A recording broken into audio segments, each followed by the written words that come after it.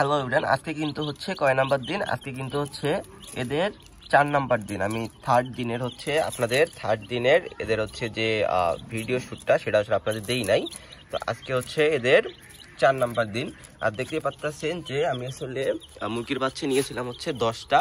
সেই 10টা মুরগির বাচ্চাই কিন্তু এখন পর্যন্ত আছে। 10টা মুরগির বাচ্চাই কিন্তু আছে, একটা বাচ্চারও এখন পর্যন্ত কিচ্ছু হয় নাই।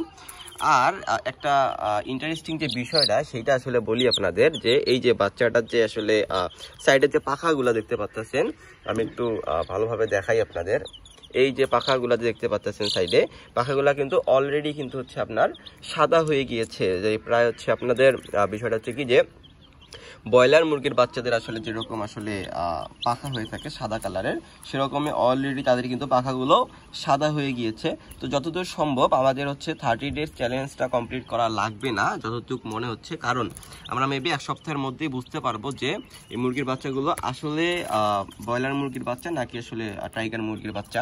এটা মেবি আমরা 1 সপ্তাহের মধ্যেই বুঝতে পারবো। দেখেন ওরা আবার ওই জায়গার মধ্যে মানে কি এটা কি করতেছে? এরে বাবা হ্যাঁ হ্যাঁ, লাভ দে।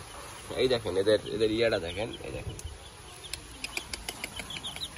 না, এটা দেখতেছে না, দেখলে এটারই কামড় দিত। মানে এত লাফালাফি করে এগুলা, এত লাফালাফি করে এটাই দেখেন। এই দেখেন বাতাস উঠছে, ভয় পেয়ে গেছে। বাতাস উঠছে না, বাতাস উঠছে সেরকম ভয় পেয়ে গেছে, সবগুলো সেরকম ভয় পেয়ে গেছে। হ্যাঁ হ্যাঁ, ফোনেই কামড় দিচ্ছে।